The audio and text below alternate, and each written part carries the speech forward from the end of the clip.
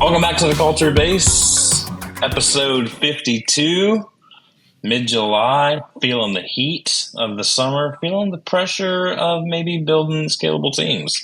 That's what we're going to talk about today. Building out the right development program. We've talked about development previously on this podcast, and we're going to talk about it a little bit more today. It may sound like a broken record on some of the stuff in the beginning, but we're going to get into some practical SLD steps here at the end, strategy, logistics, and development. And so looking forward to getting into that with you. I'm Dustin. He's Blake. We're glad to be here. If you're listening to this, thank you so much for listening. We would love for you to subscribe, rate, review, whatever your audio podcast platform allows you to do. Let's see what else. YouTube, thanks for watching. You'll notice I'm not in my normal environment today. I'm at an Airbnb in the beautiful Charlotte, North Carolina, the Queen City. I actually love Charlotte. Charlotte is a really cool town and highly underrated. Great arts town as well. So I'm looking forward to exploring this. I'm here all week while my son is at NASCAR camp. Yeah, we're those people. So he's there right now at the NASCAR Hall of Fame, getting to experience all kinds of cool stuff. But so if I don't sound the same, or if you're just like, where did he move, or did they get a divorce? No, this sad backdrop is just because it's the best Wi-Fi in this Airbnb. So anyway, thank y'all for watching on YouTube and dealing with the shenanigans of me changing locations. But would love for you to hit the thumbs up if you haven't already by this point in the podcast episode. Subscribe and ring the bell as well if you haven't already, so that you're notified every time we drop new content. Let's see, Instagram, YouTube, LinkedIn. You can find us at The Culture Base, BASE. And you can find us at theculturebase.com, where we have some really new, exciting sections coming. I think did we leak last week that we've got, or last couple of weeks, we've leaked about the ebook that's on its way. We've got a resources page in development right now that we're super stoked about. So head on over to theculturebase.com. It is expanding more than just the splash and calendar page that it has been for a while. So things are picking up and we're excited to get into it. I think that's all the business. So with today, we've previously discussed the importance of having a development program for your team in order to scale appropriately. But how do you build the right program for your team? Today, we're going to get into the practical steps for you to consider when setting your scalable team up for the proper growth. Yeah. So before we dive into this, Dustin talked a little bit about our SLD, which is strategy, logistics, and distribution. Strategy is how we go out and plan for this. How do we know like what's right? How do we roadmap our development, right? And logistics will be the things we talk about later. And then distribution, we probably won't talk a whole lot about this, but is really like, how do you present this? How do you make sure everyone knows everything that's offered, or its relevancy? Like they understand, hey, there's development in these stages, and here's how I know I've completed this stage, and here's how I know I need to go to the next stage. And like that's probably a whole nother podcast. But today, we're starting with strategic because it is important to connect to the why. I think it's really important as you're trying to forecast what are we going to build when it comes to building the right development program. When you're road mapping things, there are some things to consider. And road mapping is drawing out legitimately, like get a big piece of paper, draw out, here is the process. Here's the thing we've got to hit. How are we going to teach people? And you take it and you draw out pieces and you erase certain ones and put new ones in. It's mind mapping, right? The first thing I would say is, what's the most needed? Like, where are the most people going to be involved? What is the one thing that you're like, gosh, if we could just fix this problem, it would fix so much. Go after that problem. Okay. Yeah. Now, I think you got to see at what level, how many people are going to go through it. And are there low hanging fruit items too? Like if you're like, man, the thing we need most might be something that takes 8 months to do, then I might tell you what's something that builds to that thing that you need to maybe like do a smaller scale development program, that once you've done this thing, you start to buy into the need for these development programs. Because when we found out which one ours was at Ridgeline Electrical, I knew this is a big lift. Like it's going to take a lot of time, a lot of effort. And because I knew that, I was willing to put in the time and effort, and our team was willing to dive in and do those things. But it did take a lot. But we knew we would have 80 people going through this at some point in time in the next 2 years. We needed people to get from understanding the 20% they do 80% of the time, because that would increase our efficiency. Instead of taking 2 years for them to learn, we could focus on 2 to 3 weeks of hyper focus, and we knew the reward would be a good payoff. But you've got to kind of balance those things. And so I don't know that there's a perfect way to do it, but I think you have to go through those things. And if you don't roadmap, then you're just going to be grabbing out of the air. Let's try this. Let's try this. And it may not build to an easy way to do it. You have anything on that, Dustin? Yeah, so many thoughts run through my head when you say that. I mean, we're going to get into some of the thoughts today through this episode, but I think the important part here, what I picked out the most of what Blake was just saying there, is something is better than nothing. Sure. Some type of development is better than no type of development.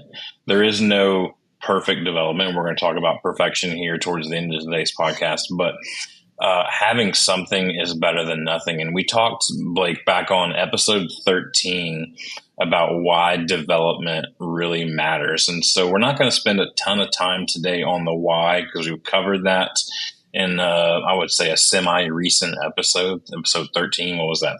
39 episodes ago. And then again in episode 24, when we were going through our series, the 6 building blocks of scalable teams, obviously the 5th building block is development. And so we spent some time talking about kind of why that's important and some of that upper level strategy portions of development. Today, we're going to get into a little bit more of what it actually is going to take for you to put this together. And so I thought, so that we talked about kind of the strategy, right? And now we're going to get into the logistics portion. And I thought, as we were talking about this episode, building out the right development program, there's some keywords in there that I think we need to pay attention to in that title. And that title is chosen very specifically because there's some good reminders in there for you. The first word being building, right? So this will take effort, as Blake mentioned before. Like, hey, this sometimes what's most needed might not be the easiest, right? It might not be the most low-hanging fruit. Some low-hanging fruit kind of development can help build some confidence that, like, hey, we can do this. But eventually, soon, early on in the process, you're going to need to understand that building a development program takes effort. In fact, it takes constant effort and attention, but it's worth it. The best way to develop, to keep, I should say, the best way to keep top talent on your team is always working to improve them as people. As people. Yes, you want them to be better at their jobs, and you want them to be better at their technical abilities and their skills, and you want them to learn the right processes. But if you do it through the lens of, I want to improve you as an overall human who can contribute to society and contribute to the overall mission, vision, success of this company, then you're going to have a lot more success. So I think it's important for us to first look at the importance of this building component, Blake, is going to take lots of effort. Yeah. And as you're looking at that effort, I think maybe the easiest, simplest way to put it is this: look at what your investment will be to what the impact will be. So like that's your ratio, is your investment to impact ratio. That's good. If what you've got coming up in your building phase is a program that's very low, like impact, it's not going to be a whole lot, but it takes a ton of your investment dollars or time or resources, then maybe that's not the one we jump on first. Maybe one where we can see, yeah, this is taking a lot of investment, i.e. like our boot camp that we did that I was talking about a minute ago. It was a lot of investment, but the impact was like unquantifiable. So like, it was like, okay, that's the one we go for. It's worth every bit of investment. And so as you do figure that out and you say, okay, we've got the one, then what do? You go through the process Okay. We've talked about process before, of the 4 steps of process. Number 1 is the process. Next is the course. Then after that is the checklist. Then there's the visual. Okay. So when we're talking about this development program, what we're doing is developing the course. Okay. Some courses are more needed than others. And so you've got to kind of identify what's important about that. But going through and drawing out what is the process of this thing that we're about to create the course for, or create the development program for. And then you go through and you say, what are the parts of the process that are, and this is kind of like a hack here that I always want to tell people as they're trying to create development programs, is what parts of the process are tribal. Okay, this is tribal knowledge that needs to be expounded. And that's when you're talking to a master of their craft and they were like, all right, step 1, peanut butter and jelly sandwich. Step 1, grab the bread. Step 2, eat the sandwich. And you're like, whoa, hold on a sec. That escalated quickly. Okay, so now I've got a peanut butter and, oh, you got bananas in there. Great. Peanut butter jelly and banana sandwich. And you started with bread and ended with eat sandwich. We've got to break this out and develop and pull this out. This is why it's so hard to create these development programs, is because tribal knowledge forgets what it was like to not know. And so you've got to come in as the development expert, or whoever is your development expert, and say, we've got to break this down a little bit, because you just skipped 7 steps, of which one of those steps actually is 10 steps in its own to even understand how to do that said thing. So it's a lot of deconstructing what the end process looks like. Okay, so you did a ton of work to develop the process. Now we need to deconstruct the process to create the course. Okay, so you figure out where that tribal knowledge is, and then you storyboard what the user experience will be. Okay, so you've deconstructed the process backwards. You've built out, okay, now how much time are each of these items going to take when you're, maybe it's step 1 is this, and step 2 actually has step 2, A, B, C, and D, that we need to have like a mini course that we focus with and we build out this. You're creating this storyboard of how this training would go. Do you have anything on that? Yeah, I would say a couple things about storyboarding. First of all, extremely important, and it can seem like, I'm not going to get up here and doodle on a whiteboard like some idiot, right?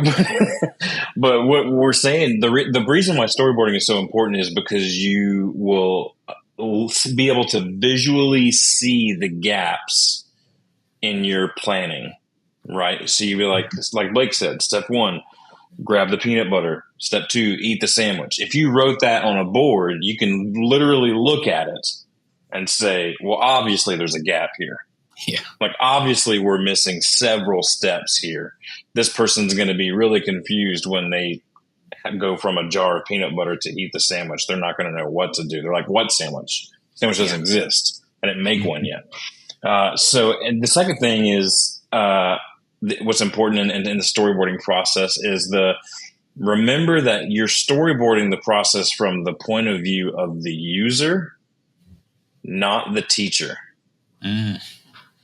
Point of view of the user, not the teacher.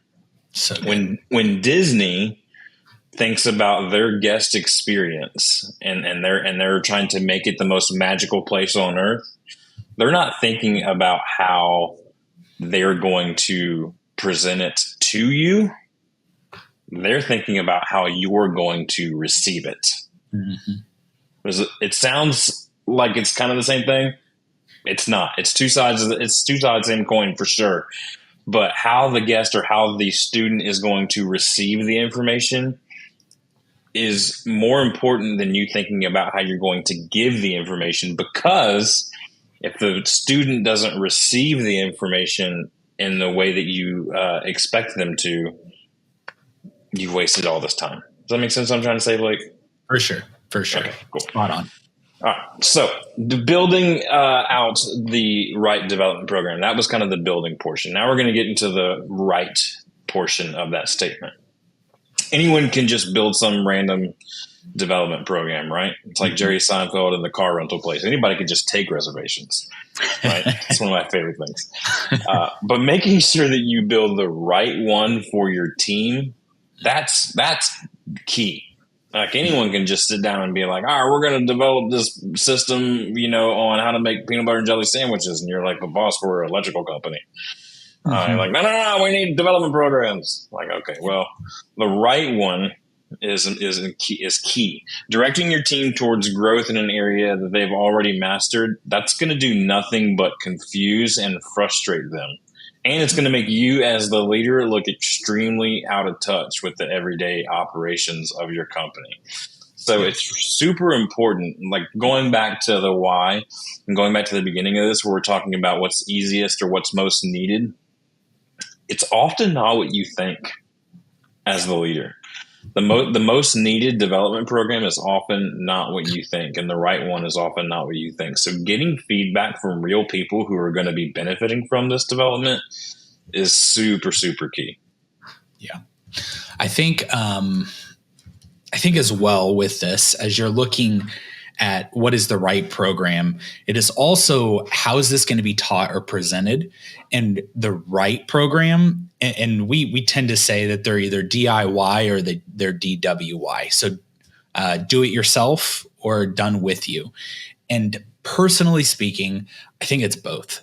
I think that there are elements of DIY where you do it yourself and you watch videos and you understand certain levels of content, but you can't just leave it there. There are a lot of questions, a lot of things that pop up. And so that's when the done with you model happens, where you're doing like coaching alongside that stuff, or coming in and saying, all right, what questions, and not just, actually, that's a horrible question to ask. Like, oh, what questions you got?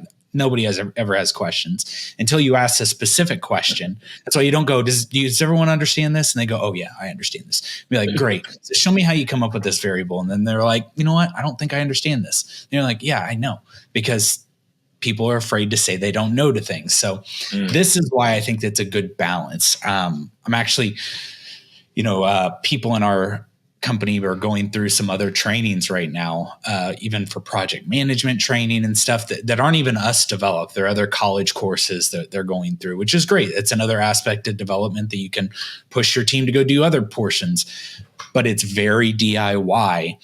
And it really is missing an aspect of done with you that we need to have, because there, again, tribal knowledge can just fly over the heads sometimes of those going through it. So knowing, is this the right program? Do I have an element of DIY where they're having to dig into this and know they're going to have to use it, because the done with you model kind of forces some of that. Even in the way that I teach people things, sometimes as I'm about to show them something, I will tell them, I'm going to have you teach this back to me in a second. So before I even tell them what I'm going to tell them, they know they're going to have active response instead of just, hey, I've just got to hear this and absorb it. And people listen differently when they know they've got to teach something back. So, and it helps you see gaps too when people have to teach things back. So that's like that done with you model. I think you can have both, but I think DIY is really challenging to know that it's landed without some sort of practical aspect to it afterwards.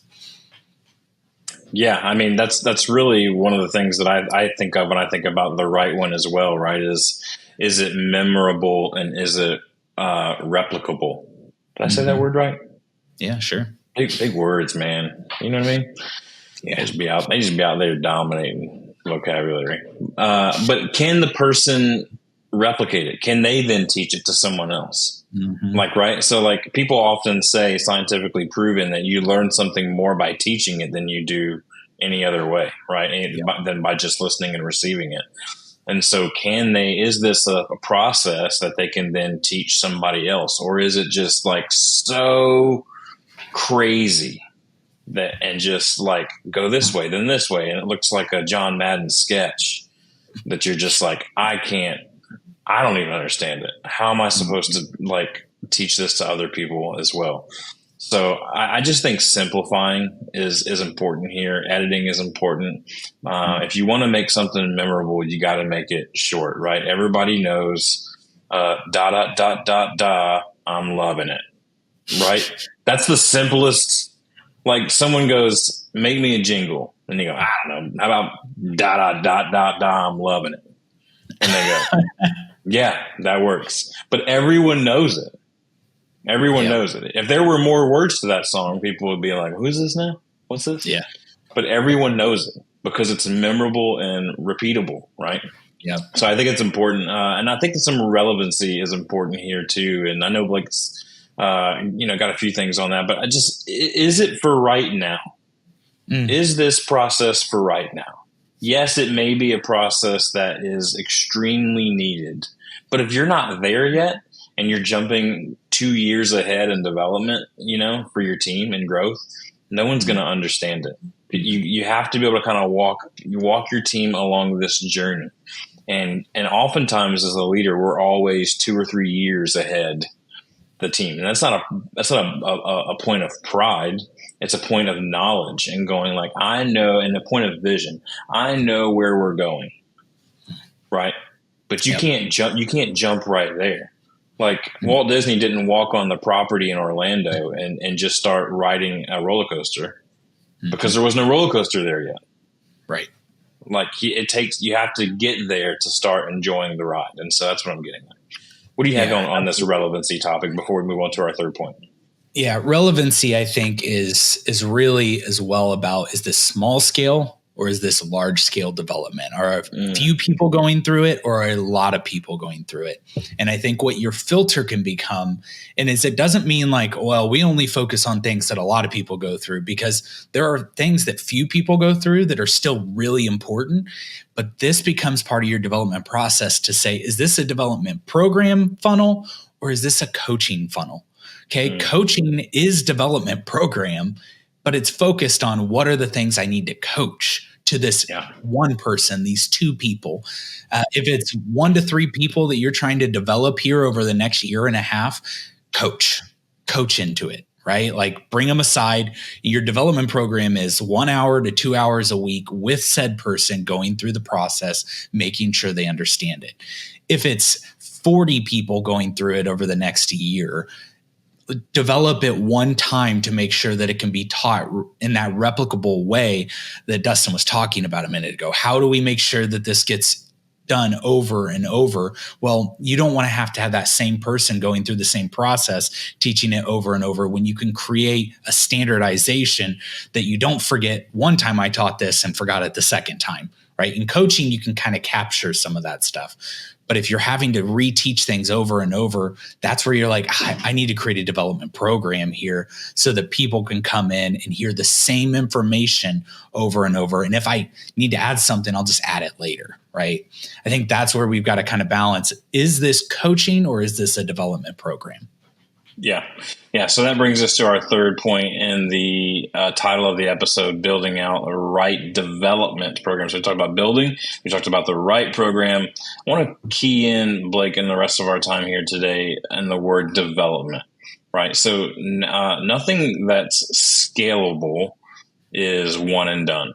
Like everything else, it's going to be like constantly evolving, and development is no different. So it's also important to know that the word is development and not perfection. We're not trying to create perfection programs. We're trying to create development programs. So I think it's important for you and for your whole organization to have grace on your team and grace on yourself as you go through this process. I saw this on Instagram recently where this ad said, hey, you know what? Be kind. We're all first-time humans. And I love that phrase, that we're all first-time humans. Like we're all doing this, unless you believe some other stuff. But for the most part, most of us believe that we're all first-time humans, right? And we're just trying to get this thing right as best we can. So have grace on yourself, have grace on those that you're leading through this as well, and understand that it's a process. That development is an ongoing process. It's not one and done. Yeah, and with that, if your thought is, oh, this program, this process, or this coaching aspect is perfect, you're saying it's completed and nothing can make it better. That's a problem, because no processes are ever completed, because more variables continue to come. Like processes change, platforms change, people change, and what's important to them in generations. I mean, talk to a baby boomer and talk to a Gen Alpha, very different. very different. And so trying to understand that like Dustin said, we're not looking for perfection. We're looking for development, a continuation of getting better. That's what we want, is continuation of getting better, which means when you do create the development program, this is when people will start to say, okay, but what if I develop this program and all of a sudden one thing changes? I don't want to have to redo everything. Don't. This is why like creating it on a LMS, which is a learning management system or software, is better, because addendums are better than tool recreation or total recreation. Okay. Addendums are always better. For example, part of the process was we run through this, we go through this platform and then fill out this information. Well, now we don't do that. Okay, well then go into that video, say, hey, there's an addendum to this, and just throw that on the video. And then the next one, do a whole video on what the addendum is. Like, this doesn't have to be perfect, like production, guys. This is, let's just give them the information that's needed and show them. Sometimes it's better to show them how we've come to new ideas on why we have this new addendum. Look at the time saved. Like, it's a good helping them see the life cycle of the process. So this is why addendums are better than, a total recreation. That's way too much time. So, Dustin's talked a lot about this in the past with processes, having this living or evolving document, where if this is your process or this is your course, we're continuing to just add those changes as we go.